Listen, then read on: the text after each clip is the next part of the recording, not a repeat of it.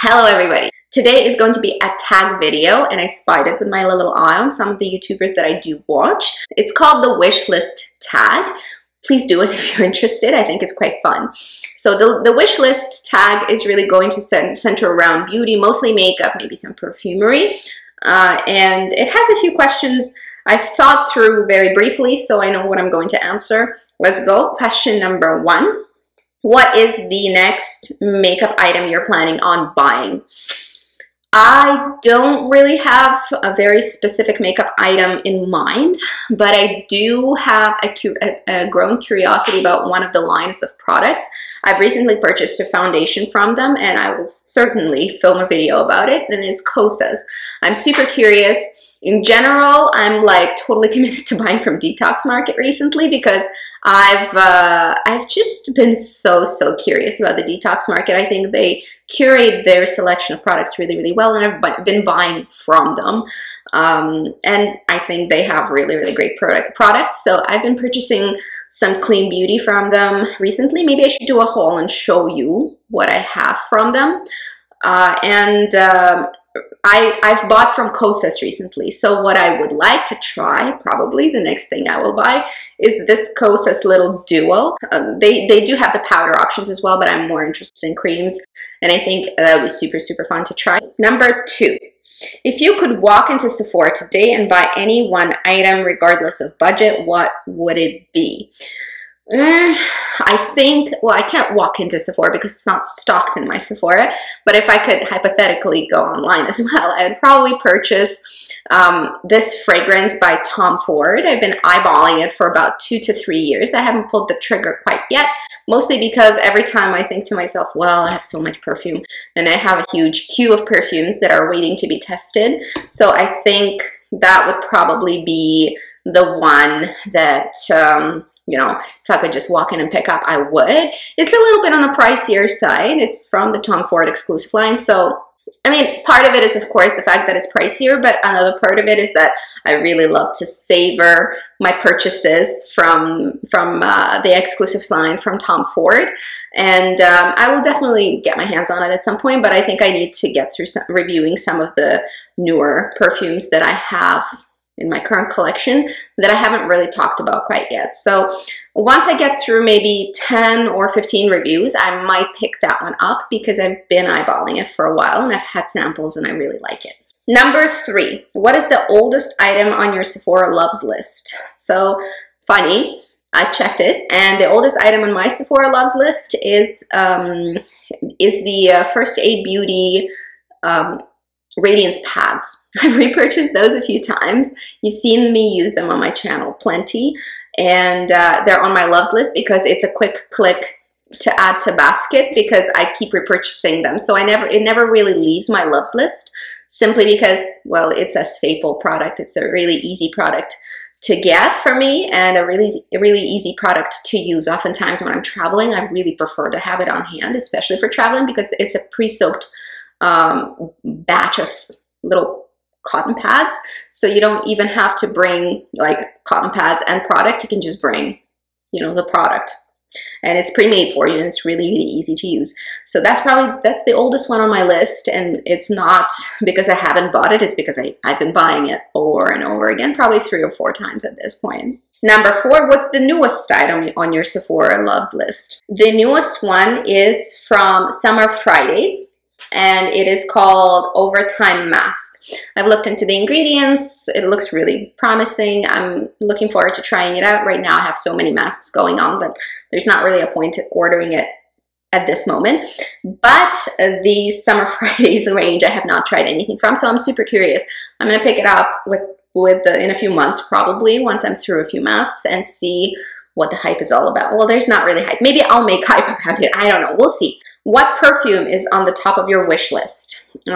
Here, I'm going to have to go with Frederic Malle. I've been sampling quite a bit of Frederic Malle's range because, well, they sent me some. Not full perfumes, but a bunch of trial sizes or sample sizes to test out and sort of get a feeling about. I'm pretty sure anybody can request that. I don't know. I asked them and they just send them to me. So I've been testing a bunch of them out. I've recently done a review and that was on Superstitions. So if you're interested, go check it out. It was really wonderful. But the one that I'm really starting to lust after is really this wonderful iris fragrance. I am totally enamored with it for now. I'm gonna finish my sample and see how I feel once I'm done, but that's definitely on the list of things that probably the top of my perfume list at the moment. Yeah. What is the new release you're most looking forward to? I don't know. I'm not like, I kind of watch as releases come out. I never really know what's coming out before it does. But if I'm to sort of be fairly general, especially because, you know, I'm interested in cleaner beauty brands, I am very curious what Vapour Beauty is going to do next, and if they're going to make any powder shadows, what those are going to look like. Because I've actually been very impressed with Vapour. They did send me a few things in the past, like about a year ago probably. And I've been purchasing from them for a while, and I'm super curious about their products because I think they're great. I think they don't pump out products real fast. Most cleaner brands don't, which is annoying for me for mainstream brands because they're one release is not even done being promoted yet. The next one's already in the line. So I don't get excited about mainstream releases because it's just kind of boring to follow because there's never a break. And within the clean beauty market, there is a break. So I'm actually excited about their releases. So right now, I'm super curious to see what Vapour Beauty is going to come up with next. And I am super looking forward to trying more stuff from them. Number 7, any drugstore products you haven't pulled a trigger on. So I'm gonna like try and tread carefully because I don't really know what is going to happen, but there is this one brand that I got in touch with, and it's called Pure Anada, and it's a fairly affordable clean range. So it's clean, it's mineral, it's organic, it's just wonderful formulations in terms of the ingredient index. And I've tried their body care before, so I was super curious. We're gonna try and work something out where they're gonna send me some samples to try, and I may do a video on the brand, and only obviously including the products that I really love. So there isn't really anything in the drugstore that I'm like super gun-ho on at the moment. I don't really follow drugstore beauty releases, so I have no idea, but there isn't really anything. No, if I want something from the drugstore, I will go and purchase it. Unfortunately, more times than not, I get disappointed. So I've not been really good about going and purchasing things from the drugstore just because it hasn't been a great experience. I am curious about what's coming up for Physicians Formula. That's my favorite drugstore brand. They do a good job. I actually love buying from them, and I don't mind buying from them, and I always am curious, so I buy a lot from them. So that's one. And the second one is Burt's Bees. I think they've stepped up their game. I didn't like some of the products that I've tried, but they do have some new releases that aren't yet available in Canada, so I'm kind of curious about that. 8. So the eyeshadow palette you're lusting over the most. So I've been lusting over the Anastasia Beverly Hills, but with the recent coupon that got mailed out to Sephora Rouge members, I got basically another 25% off, so I just got it.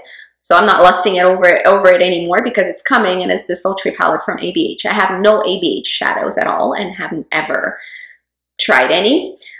So even Modern Renaissance Color Story wasn't really for me, you know. Lots of people love it. It wasn't really my thing. So I was sort of waiting for a color selection that I would really be interested in. And sultry is kind of curious for me, so I'm going to try that one and report back on what I think about their formulas. And well, not formulas, formula, because I'm only getting one palette, and see if it's worth it for me to keep an eye out for their other releases, like upcoming releases in the future. So I was less lusting, I guess you could tell, over that. But now I'm not because it's coming on Monday. So soon enough, I'm going to have my hands on it. A few more products. Well, Natasha Denona and Huda Beauty are very curious for me in terms of eyeshadows because they have been receiving lots of hype. And just visually, they just look appealing. The pink palette, the nudes, I think, from Huda Beauty, I think that's what it's called, is super cool looking. Like, they have lots of texture going on in their shadows, and I'm super interested in trying them out at some point.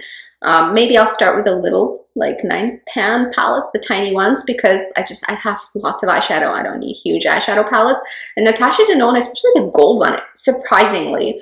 The other one that came out sort of back to back with that one, I was kind of like, it's fine, whatever, not interested. The gold one, for some reason, is grabbing my eye, and I really thought that the looks that some of the people online are doing with the gold palette are quite cool. So those would be probably the two formulas, and specifically the two palettes that I'd be most interested in getting my hands on to try. Number 9, product you're waiting for your next birthday, Christmas to ask for. So I know what I'm getting for Christmas because in my family, we don't play. We just like tell each other what we want, and that's it. Mostly because, well, A, we're minimalists, so, well, reasonably minimalistic in most areas except for perfume and makeup probably, and so we just generally tell each other what we want so that it's not a hassle and we get exactly what we want. Besides, holidays are not huge in my family anyway. We don't really do like the big deal. We don't really make the big deal out of like Christmas. It's like a bit of a celebration, but it's not excessive. Birthdays are just like, forget about it. In my family, we don't really do birthdays very much. And generally, if we want something, we just buy it. So there isn't really anything that you would save for the holidays most of the time. So I know what I'm getting for Christmas, going back to that. And for Christmas, I'm probably going to get the Gabrielle from Chanel, that perfume, because I've been curious to try it. I've been testing it out here and there whenever I was at the Chanel counter. And I'm just gonna probably get it and get some wear out of it for the spring, because to me it's a spring perfume, so Christmas time is a good time to get it. Maybe that's what I'm getting. Number 10 is, what is the item that you're dying to have that is not available in your country / area? So there's so much clean beauty that I really would love to try, but I can't get my hands on trying out a sample, and therefore it's more difficult for me to guess the shade correctly and order it. So lots and lots of makeup brands are in the States, and you have to pay exuberant amounts of shipping. So I'm kind of less interested in ordering from those, because oftentimes the shipping would be like as much as the product. So I'm just gonna look elsewhere or get in with brands that actually offer international shipping that isn't exorbitant amount of money. But there are a few Canadian brands that I'm super interested in. Anyway, yeah, clean beauty, mostly because, you know, a lot of the luxury brands you can actually go to the counter and try out. You can go to Sephora and try out. You can order online from Sephora and get, and if you hate it, you can return it. So there are lots of options for luxury brands, but for clean beauty, not so much. So there isn't really much space to go and test things out unless you're living in Montreal, Vancouver, or BC. In Canada, or obviously large cities in the States as well. But like in my country, there's not that much available to go see. So that's probably the answer to my question. I really hope green beauty takes off more. I think it will. I want to participate in that movement and see if, like, maybe it'll become a little bit more accessible. Number 11. What is the thing you really want, but you'll never buy because it's too expensive? So, you know, there isn't anything that I have in mind that is like, oh, I will never buy it, it's too expensive. I might buy it sometime in the future if I'm like swimming in money at one point in my life. But honestly, what I'm thinking is that I'm thinking about skincare. For makeup, yeah, like something like Pat McGrath or other like really excessively priced makeup items. I'm not sure that it'll be worth it for me. I think it'd be disappointing, so I don't buy it. It is too expensive, but in a way that it is like too expensive for what it is, basically. So I don't know. I don't really have a good answer for that. One of the things that I wanted to mention is skincare. Unfortunately, there are many luxury brands that charge like horrible prices, honestly, for skincare. Guerlain could be one of those. La Mer is one of those. I buy sometimes skincare from Guerlain, but not all that often anymore, mostly because I'm not noticing a huge difference between it and maybe some clean brands that I'm purchasing, or maybe some cheaper brands that I'm purchasing from. And when I'm saying cheaper, it's like, you know, I'm not buying dirt here, but, you know, $400 for an eye cream, as a scientist and as a physician, when I think logically about formulating pharmaceuticals and, you know, formulating cosmetics and formulating skincare, there's only so much you can put in there to make it that expensive. So in the end, for instance, for La Mer, really, truly, it's mostly branding. They can probably sell the same cream for $200. It probably isn't worth more than maybe $30, $40 to make, including research and development. But seriously, they're charging such a huge markup on branding for these items that I don't feel comfortable paying that, mostly because I have a generally pretty decent idea of how skincare is formulated, and honestly, $400, I mean, I can't think of what they can put in there that would be worth $400. So honestly, for me, a lot of those skincare brands, and you know, my skin is in excellent condition and I don't spend $400 to take care of it. And I don't see why you would, really. Because there are lots of active ingredients that are available for under $200 mark, for sure. Professional skincare brands like SkinCeuticals, well, it's available to the public, but it's really quite a fantastic skincare brand. They don't charge $400 for their creams. You know, they're not cheap, but they're not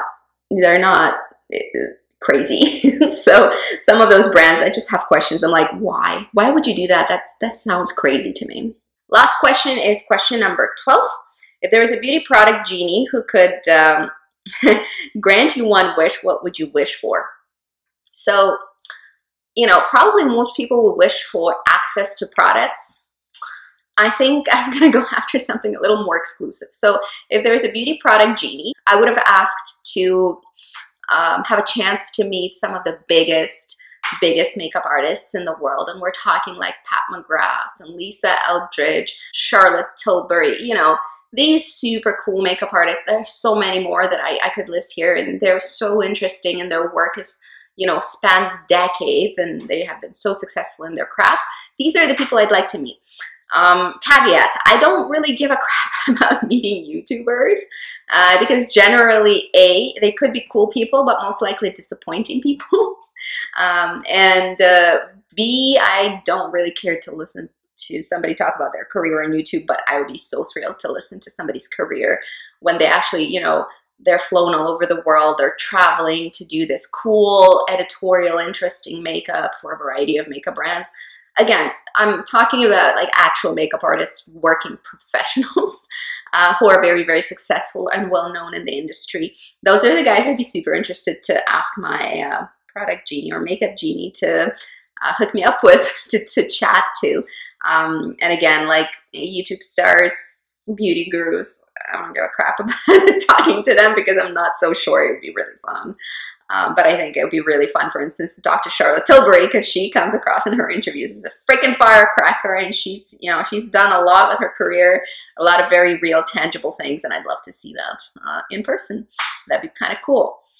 So that's the end of the video. It's really long.